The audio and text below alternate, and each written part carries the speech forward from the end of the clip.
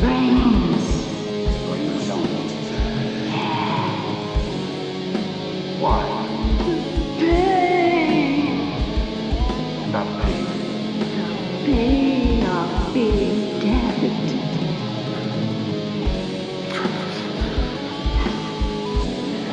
Hurts to be dead.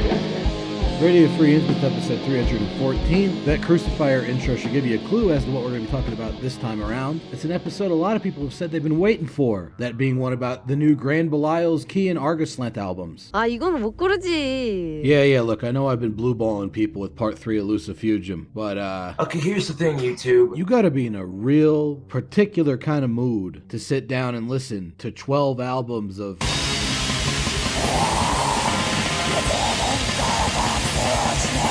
in a row, and quite frankly, I haven't been in that sort of mood lately. So yeah, there will be a third Lucifugium episode eventually, but it's not going to be this week. Now, this week we're going back to America, and we're going back to a couple of the bands that really made this channel's bones back in the day. Those Grand Belial's Key and Arghoslent episodes are still probably the biggest things I ever did, even if I think personally they're kind of crappy compared to the stuff I put out now, but whatever. Quite a few people have asked me what I've thought about the new material from Grand Belial's Key and Arghoslent, and you're about to find out my answer in excruciatingly autistic detail. I did want to give both of these albums the proper time to digest, since Grand Belial's Key and Arghoslent are two of my favorite bands, and this is the first new material from either of them in a while. First up, Grand Belial's Key, because that one came out first, in 2019, even though it was apparently recorded in 2016. Huh? Yeah, I don't quite get it either. My initial suspicion was that they recorded the music in 2016 and got Unhold from Absurd to do the vocals later on. He also did guest session vocals on an Abigor demo. Don't tell Metal Sucks about that one, or they'll probably try to cancel Abigor. But then I found a more recent interview with the charmingly bemonikered Jalal Necrosodomy of Grand Belial's Key from 2016, mentioning that Unhold was already a member of the band at that point. So I don't know. I feel like maybe all this could have been explained if there were some notes in the booklet, but there is no booklet. There's no paper, there's no staples, there's no nothing, just a fold-out digipack. You get nothing. You lose. Good day, sir. Which is a bummer, because that means we don't get any lyrics, and the first song that really stuck out to me from this album has a super cool title, and I would love to know exactly what they're singing about. It's called Serpent Bibliomancy. Now, if you don't know what bibliomancy is, you probably haven't been talking to internet conspiracy theory weirdos long enough, in which case, good for you, keep making the right decisions in life. But bibliomancy is that thing where people kind of open the Bible to a random page, point their finger at whatever spot, and try to use it to predict the future. There's usually some numerological stuff going on as well. Serpent obviously represents the devil. So taken together, those two concepts could be some sort of generic blasphemy, or it might be talking about perversions like the Schofield Bible. We'll never know, unless you're really good at interpreting black metal vocalistese.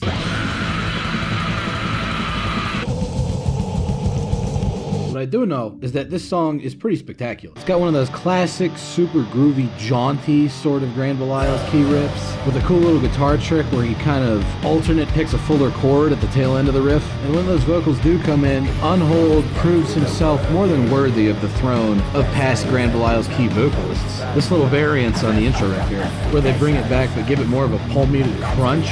Very heavy, very catchy stuff. And then a third variant appears, utilizing a very mocking sort of melodic tone, leading us into the fourth variation, which utilizes much fuller chords playing the same sort of melody. Mockery was always one of the most important emotional aspects of GBK's sound,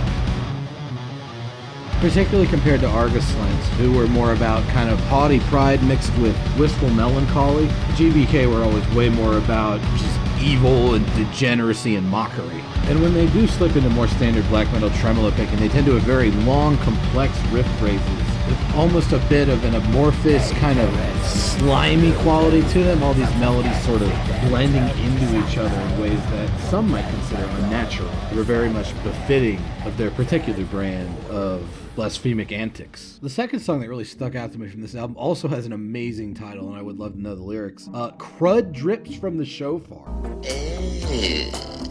Not poop, not shit, not feces. My dick just got a dick on its dick. No, it's crud, and somehow using a softer term actually makes it sound more disgusting. And speaking of Disgusting. this fucking intro riff is slimy and nasty and dank as fuck all around. In fact, I'd put it up there as one of the all-time classic Grand Belial's key intro riffs. Sounds like something could have come right off of fucking Mocking the Philanthropist. And it leads perfectly into this song's similarly Disgusting. midsection, allowing that riff to sort of organically decompose before then re-emerging as this new little tension building exercise that you can tell is building up to one hell of a fucking riff set. And here that riff set is. Check it out.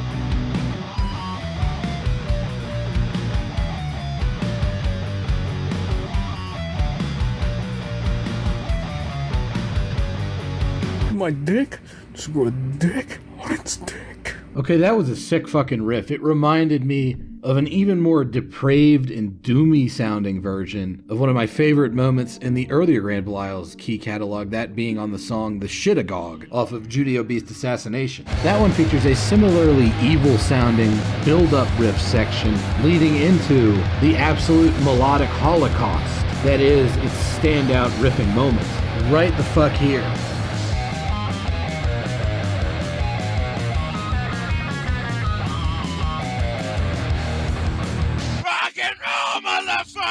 Anything that reminds me of that has to be a sick fucking song, and I can't wait to see where Crud Drips from the Shofar takes us next. Okay, going back into that more sinister sort of anticipation building section, I bet you they come back around to that awesome riff again, right?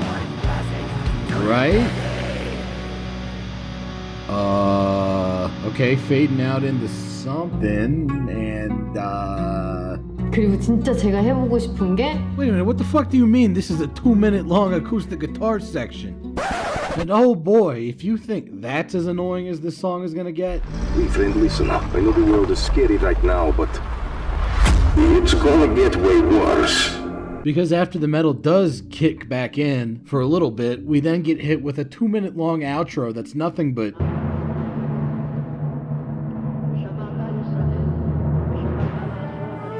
crud's dripping from the shofar right into my ears. What the fuck is this? Look, I get it. We're mocking the people of the book, fucking whatever. But seriously, dude, come on. This is like that song they did on that split with Absurd and Siegerblot, where you had to sit through 5 minutes of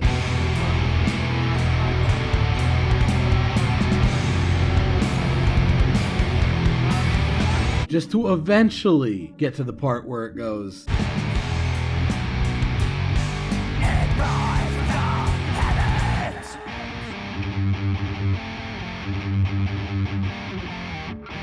And yeah, when that does kick in, it's sick. And I do get the point of the intro, you know, it brides the heavens, the irony of the people of God writing books upon books about how best to cheat God as a form of legalism. But come on, have some respect for my time here, all right? 5 minutes? Crud Drips from the Shofar is even worse, because it's not like, okay, the bad part's over, and now here comes the cool part. They end the song with the 2-minute long burr burr, and we got part. Come on, man. But then I got to thinking, you know, the song was pretty good until all that stuff started happening. Maybe I just need to think about this a little bit more. I mean, it's not like Grand Belial's Key are any stranger to utilizing non-metal interlude sections. In fact, sometimes those little non-metal interlude sections are amongst the coolest parts of the album. Like this one off of the first Grand Belial's Key full length that comes in real strong with this real churchy sort of organ music before then dissolving into some sort of mocking variant of dungeon synth, I guess. I don't know. Whatever it is, it's fucking cool when it happens on that album. As well, they're no real strangers to weird, droning, kind of occultic sounding material either. Like even back on their very first demo, the song 7th Enochian Key, that one's got this uber simple, almost mechanical sounding drum beat over which the guitar and the bass do their droning bit, before then bringing in the keyboard drones and all sorts of occultic gibberish being recited. Is it really that different than the way that Crud Drips from the Shofar ends? And I like that song, so logically, maybe Crud Drips from the Shofar ain't that bad. And then I went back, I listened to it more and more, and honestly, the acoustic midsection of that song is in fact pretty sick when you take it for what it is. The guitar part initially sounds kind of sorrowful and earnest, but the more you listen to it, the more you realize it has this like mocking, evil undertone to it that I find to be rather irresistible. And I really dig the bass playing in this part, both the bass tone itself and his note choice. Very well done, and it definitely nails that GBK atmosphere. And it really hits hard when they jump back into the black metal. In fact, it hits all the harder for having undertaken that little acoustic journey. And I mean, though you can't fuck with this part. That doomy intro riff, and then the crazy fucking melodic part, that is 100% classic Graham Belial's Key. So I went from the first time I heard this song, I was like, God damn it! To nowadays where it honestly might be my favorite song on the album. That said, all the songs on this are pretty fucking good, and they even threw a bone to fans such as myself who are really into Graham Belial's Keys demos by remaking Sleeping Princess of the Arges from their second demo, the one that went like gentle breeze upon an imposing sea. Now it's called Turbans Nailed to Their Heads. It's lost most of its more gothic trappings, and in its place it's been given a beefier guitar sound and much nastier vocals, so now we end up with...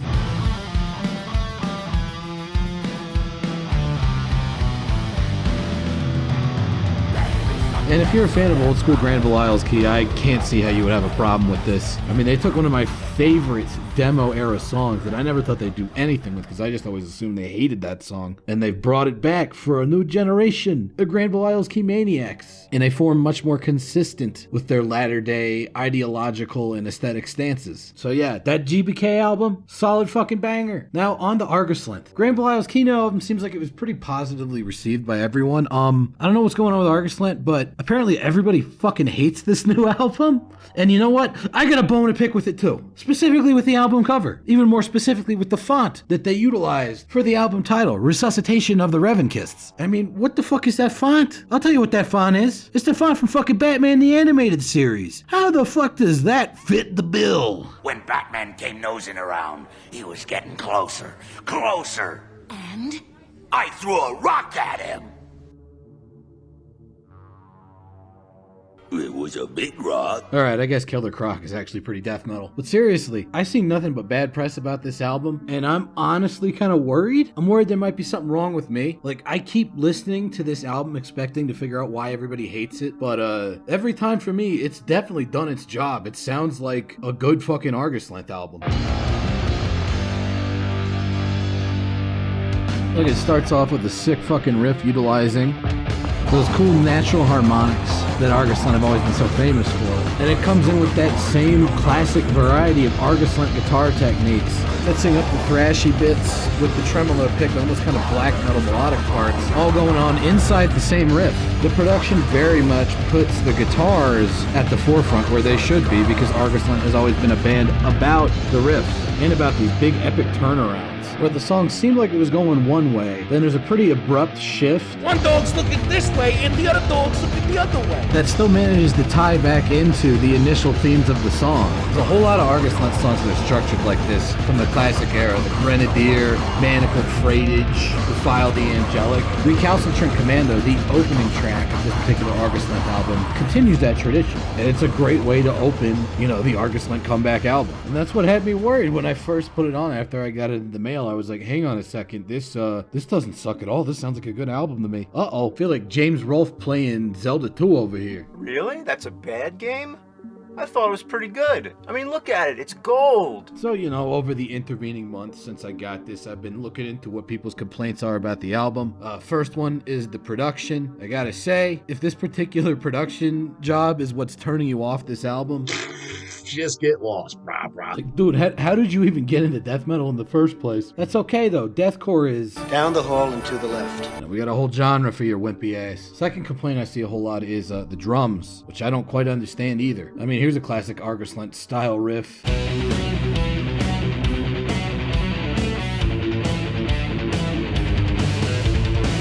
drums on that are simple as fuck. I mean, compared to that, New Arghoslent's practically got Flo Mounier playing on it. 안 골라 이건. 포기, 패스. Yeah, no, I'm aware that wasn't actually Arghoslent. That was Running Wild, a band that, personally, I hear a whole lot of in Arghoslent. Because Arghoslent has always been like this kind of heavy metal, death metal band. Like in that recent interview with Jalal Necrosodomy, he said his 3 favorite albums were Ozzy Osbourne's Speak of the Devil, Megadeth's Peace Cells, and King Diamond's Abigail. Your standard brutal death metal drumming or even anything overly busy would not fit Arghoslent's material. And for what it's worth, in the context of Arghoslent, I think the new guy does a pretty damn good job. So I don't really understand the drum complaints. The third complaint I've seen is that it's just another Arghoslent album. Now, personally, if you're an Arghoslent fan, I don't understand why that would be a problem. But for me, what really sells me on an Arghoslent album is every album has one little part that really catches my ear the first time I listen to it and sticks with me as being something magical. On the first Arghoslent album, Galloping Through the Battle Ruins, it's this part in Defile the Angelic.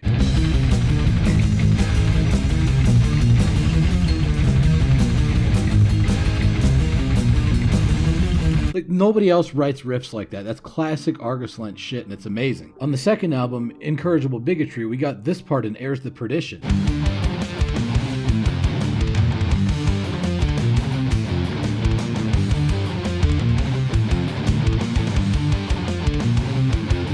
Again, nobody else writes stuff like that. That is classic Arghoslent. It's actually the riff that got me into them, and it's still stuck with me for all these years. On the third album, Hornets of the Pogrom, it's this part in Manacled Freightage.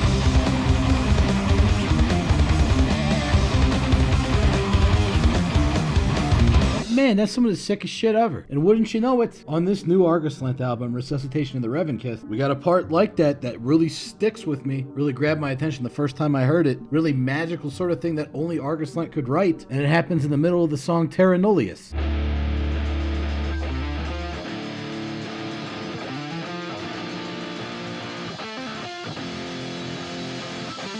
This super cool little part right here, with these percussive guitar intrusions linked together by those little melodic phrases. And then when they settle into the groove proper, they bring out this fucking cowbell and this bluesy ass, or I guess bluegrassy ass style guitar solo. That's the kind of shit you would only hear on an Arghoslent album, and it sounds amazing. So yeah, no, there's plenty of memorable Arghoslent style moments on this album. That part in Terra Nullius being chief among them, at least for me. Your mileage may vary. Maybe you like other parts better. However, my favorite song, not my favorite part, but my favorite song on this album is the wonderfully entitled Fragrance of the Octoroon, which features a classic Arghoslent style build-up right at the beginning, with one of those great kind of Celtic folky sounding Arghoslent style lead guitar parts, then going into a melodic harmonized response to it, which then develops into more of an almost Rotting Christ style palm muted melodic section that still keeps the spirit of that original melody alive while expounding upon its jaunty rhythmic character. Then we get into this set of almost black metal style riffs, specifically Slavonic to my ears.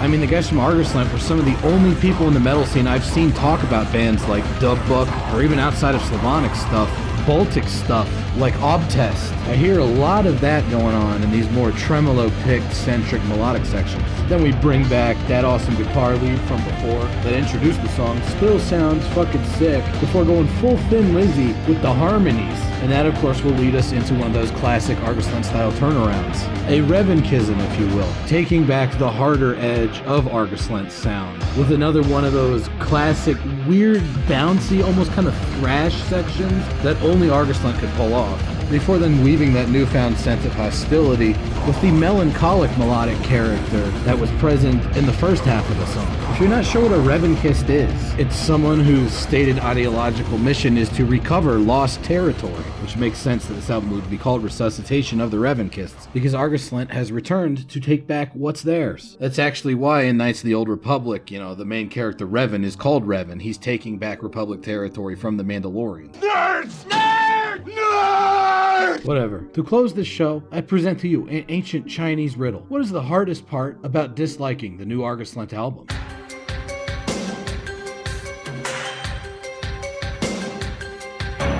It's telling your dad that you're gay. Oh! Nah, I'm just fucking with you. But for real, hopefully I've managed to convince you of the quality of both the new Grand Belial's Key and the new Arghoslent albums. I think they're really good. Even if you disagree, thanks for watching or listening or whatever you did, and I'll see you again next time. Bye-bye. Ed è per questo che io dico sempre che la vita è il nemico. La vita è il nemico. La vita!